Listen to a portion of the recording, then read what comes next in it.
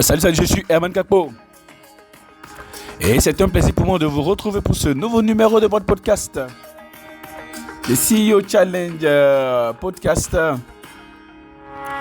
Et dans ce numéro 87 du CEO Challenge Podcast, nous allons aborder, comme c'est souvent le cas, un enjeu majeur d'ailleurs pour la plupart des entreprises. Vous savez que maintenant, c'est très facile de voir des collaborateurs quitter une entreprise. Pareil que à l'époque, dans les années 90, 80, 70, les gens, ils commençaient à travailler dans une entreprise et puis après, leurs enfants, ils travaillent. Parfois même leurs petits-enfants, ils travaillent. Aujourd'hui, quand on a la chance, on peut garder un collaborateur pour 2 ans maximum. Et puis après, voilà, il passe très rapidement à autre chose. Je ne dirais pas que les collaborateurs sont devenus frivoles, je ne dirais surtout pas ça. Mais voilà, mais c'est plus du tout évident de garder les gens longtemps. La question fondamentale est de savoir comment est-ce que nous gérons cela. Quelle est notre attitude face aux démissions? Faut-il être insensible aux démissions? Ben voilà, c'est le thème de notre numéro de podcast de ce matin. J'imagine que ce n'est pas toujours évident pour vous, ce n'est surtout pas non plus évident pour moi de pouvoir avoir affaire aux démissions, mais bon voilà, les démissions font partie de la vie d'une entreprise.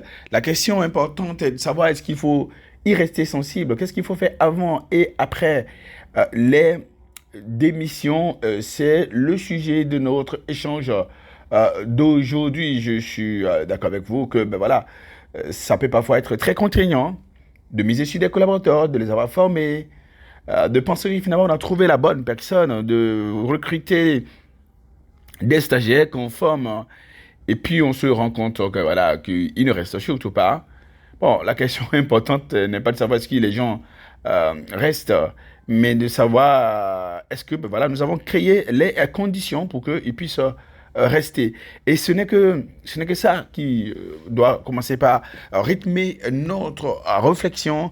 Oui, est-ce que nous n'avons pas un contexte qui fait que, les gens préfèrent ne pas rester avec nous? Est-ce que notre entreprise éventuellement n'est pas repugnante? Permettez-moi le thème, oui, il peut très très vite arriver que ce soit parce que l'entreprise n'est pas de nature à donner envie aux collaborateurs de rester, et c'est pour ça peut-être que, ils partent. Donc nous avons des questions à nous poser lorsque les collaborateurs ne restent pas, lorsque, il y a des démissions. Alors, je suis en mesure de dire qu'on ne peut pas rester insensible aux démissions. Mon rapport historique et émotif avec les démissions ne me servait pas beaucoup.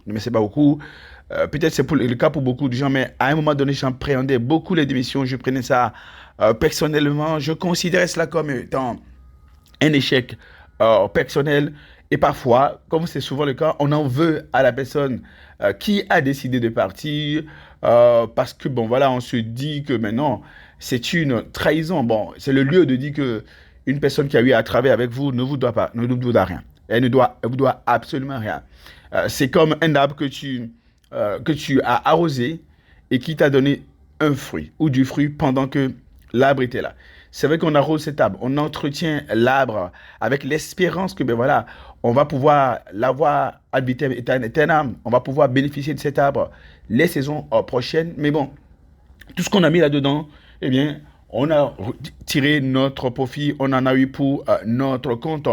Et on ne peut pas vouloir à cet arbre de ne pas continuer à donner du fruit ou de ne plus rester avec nous. De toutes les manières, quoi qu'il en soit, il y a des leçons à tirer de ce qui se passe. Nous devons nous poser un certain nombre de questions parce que, comme je l'ai dit, on ne peut pas rester insensible aux démissions. Mais si nous partons sur le principe que on ne peut pas rester insensible aux démissions, quelles sont les vraies questions à se poser sur les démissions pour ne pas devenir émotionnel? Est-ce que nous les analysons ou bien est-ce que nous les négligeons? Est-ce que nous tirons vraiment leçon des démissions pour savoir qu'est-ce qu'il faut faire la prochaine fois? Est-ce que nous établissons et enregistrons les statistiques sur les démissions?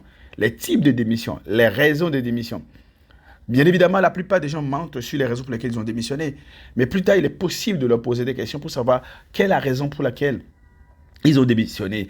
Est-ce que c'est nous qui accélérons les démissions sans le savoir? Est-ce que c'est notre entreprise qui est réfractaire, qui n'est plus ouvert à accueillir les hommes et femmes de qualité?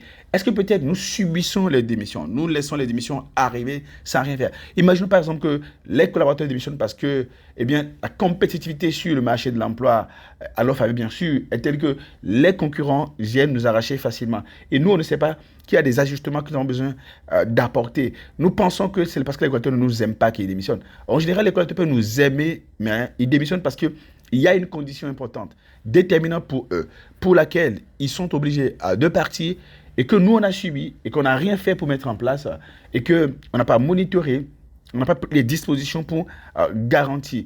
Quelles que soient vos réponses à ces différentes questions, du moins, j'espère que vous les posez déjà. Il y a quelques points déterminants au sujet des démissions qu'il faut maîtriser pour ne pas prendre mal, n'est-ce pas, les démissions, mais surtout pour ne pas les négliger. Les démissions, il ne faut pas les prendre mal, mais il ne faut pas les négliger non plus. Et surtout, il ne faut pas les causer, les instiguer inconsciemment. Oui, la plupart du temps, il arrive que nous instiguions les démissions de façon inconsciente parce que nous n'avons pas créé les conditions nécessaires où nous faisons des choses au sein de notre organisation qui sont de nature à pousser les gens à démissionner et qui sont de nature à faire de sorte que les gens ne restent pas longtemps dans notre entreprise.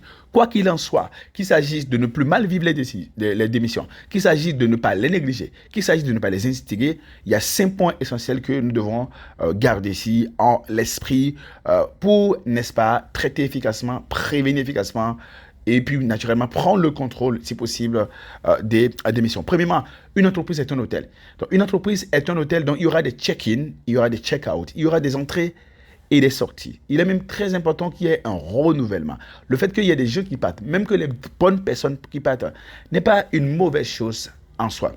Donc, le fait qu'il y ait des check-in et des check-out. La question importante est de savoir, sont-ce les mauvais qui entrent et qui restent ou les bons qui entrent et qui sortent? Sont-ce les mauvais qui entrent et qui sortent ou bien sont les bons qui entrent et restent? Et que le fait que parfois tu as l'impression qu'un collaborateur est le meilleur collaborateur qui soit. Est-ce que ça peut être un défi, le fait qu'un bon collaborateur parte de notre entreprise? Pas du tout. Pourquoi? Parce que parfois, vous pensez que le gars il fait bien son travail. Mais comme je le dis souvent, c'est quand on soulève un lit qu'on se rend compte qu'il y a de la poussière en bas.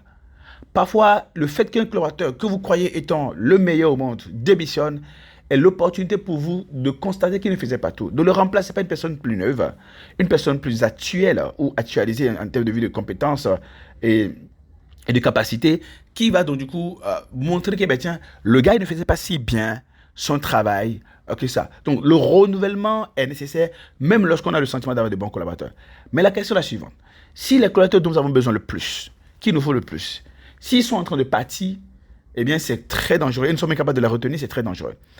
Si les collaborateurs que nous ne pouvons pas remplacer, même s'ils ne sont pas excellents, décident de partir et que personne ne puisse s'occuper de ce que nous leur confions, c'est très, très dangereux. Donc, oui, il y aura des check-in et des check-out. Les gens vont entrer et sortir. Les bons vont entrer et sortir. Les mauvais vont entrer et sortir. Les mauvais vont entrer et rester. Les bons vont entrer et rester. Mais la question est la suivante. Est-ce que nous avons à garder ceux dont nous avons absolument besoin? Est-ce que nous allons remplacer les postes déterminants, les postes vacants? Est-ce qu'on arrive à combler les postes vacants déterminants pour tourner notre entreprise? Sinon, il faut procéder à des ajustements. L'autre chose, c'est que parfois, les gens peuvent être incompatibles avec nos exigences. Oui, quelqu'un peut être très bon, quelqu'un peut être un bon collaborateur, mais vous avez des exigences, vous avez des valeurs, vous avez une façon de travailler, un rythme de travail, cette personne n'est pas compatible avec. Il faut naturellement laisser passer la personne. Mais vous assurez quel est le dispositif que vous devez mettre en place pour que les prochains qui vont venir, ceux qui vont rester, vous puissiez donc du coup les former et les habituer rapidement à vos exigences. Et voir aussi s'il y a lieu pour vous, là où c'est nécessaire, d'assouplir vos exigences, d'assouplir les conditions chez vous, la façon d'être et de faire chez vous, pour que les gens qui ne sont pas compatibles puissent aider. Il y a aussi qu'il y ait certaines personnes qui soient incompatibles avec votre style de leadership, votre culture managériale, votre culture entrepreneuriale. Est-ce que c'est une bonne chose lorsque les gens sont incompatibles avec notre style? s'ils sont incompatibles, ils doivent partir. Mais attention, encore une fois, lorsqu'on doit accueillir une greffe, il faut être sûr de ce qu'on est capable de recevoir la greffe. Donc, la greffe peut nous refuser, mais nous devons nous assurer que on est réceptif, on est de nature à pouvoir créer les conditions pour que la greffe puisse s'opérer. Oui, un recrutement est une greffe, intégrer des collaborateurs c'est une greffe. Et si on a une culture qui renvoie les gens, si on a une culture de leadership qui renvoie les gens, on doit, corriger cela, procéder à des ajustements pour pouvoir accueillir et savoir quel est le type de style, le type de management qui permettra aux gens de rester. Les millennials, donc quatrième point, les nouveaux types de collaborateurs, nous pouvons être une entreprise qui performe, une grande entreprise historique, très conservatrice qui performe. Mais si nous constatons que les stagiaires ne viennent pas, ou quand ils viennent, ils n'y restent pas, si nous constatons que nous avons une réputation qui fait que les gens trouvent qu'il y a trop de vieux chez nous, qu'on est trop conservateur et que les gens ne veulent pas venir travailler avec nous, s'il y a des talents que nous voulons, par exemple les génies intelligents qui aiment s'exprimer, ou des gens structurés, ou des gens, on va dire par exemple bondieusa, des gens qui sont pudiques par exemple. Si nous avons du mal à attirer ce type de collaborateurs et que nous en avons besoin et que nous voyons que statistiquement de plus en plus de collaborateurs ont ce profil-là, eh bien il est de notre responsabilité de procéder à des ajustements, auquel cas nous ne pourrons pas être une entreprise qui continue d'accueillir et de se renouveler. Et puis le cinquième et dernier point, il faut accepter les Dennis Rodman. Dennis Rodman faisait partie de l'équipe des Chicago Bulls, dirigée à l'époque par Monsieur Phil Jackson, et qui était leur entraîneur. Il y avait les Jordan, il y avait les Piper, etc., etc. Et Rodman ne respectait pas les règles. Ne respectait pas les règles, ne respectait pas la culture, la façon de faire de Phil Jackson. Mais comme Phil Jackson avait besoin de lui, il acceptait que même quand Dennis Rodman n'était pas compatible avec sa culture, sa façon de faire, il a accepté. Oui, nous devons accepter que certaines personnes ne soient pas forcément alignées sur une façon de faire. Nous voulons créer la familiarité. Il y a des gens qui ne sont pas intéressés par ça. Ne les renvoyons pas. Nous avons des questions d'éthique, etc. Et puis, nous n'aimons pas la diversité, par exemple. Mais nous sommes obligés d'ouvrir la porte et accueillir certaines personnes qui ne sont pas forcément alignées sur nos valeurs. Sans quoi, eh bien, parce qu'à la fin de la journée, il faut se demander de quoi on a besoin de la part des gens. Est-ce que le fait qu'ils aient les mêmes conceptions et les mêmes valeurs que nous, ou bien qu'ils contribuent à atteindre les objectifs stratégiques. Donc même si une personne est un Dennis Rodman qui se drogue, qui est bisexuel, qui vient en retard à des entraînements, qui est très indiscipliné, mais nous savons très bien qu'on a besoin de lui pour gagner la NBA, on a besoin de lui pour avoir de la performance. Parfois, oui, il faut accepter, faire de la place à ce type de personnes. Autrement, on peut très rapidement devenir sectaire. Mais voilà, donc les démissions, on ne peut pas rester insensible à ça. Il faut les analyser, savoir si on ne les subit pas, si on ne les instique pas, et s'il y a quelque chose qu'on peut faire, et s'il y a des types de talents qu'on n'arrive pas à attirer, qu'on n'arrive pas à remplacer parce que notre culture est inadéquate. Est-ce qu'il n'y a pas des souplesses on peut mettre en place, des accompagnements pour que les gens soient alignés sur nos cultures? Est-ce que parfois il ne faut pas accepter que certaines personnes ne soient pas du tout alignées pour peu qu'ils nous aident à produire du résultat? Oui, ces réflexions doivent venir nourrir et alimenter notre capacité à pouvoir gérer les talents et à gérer efficacement les démissions. Mais je voulais dire quelque chose de très important. Il y a une règle ultime qui permet de s'en sortir en matière de gestion des démissions, c'est d'avoir une profondeur de banc.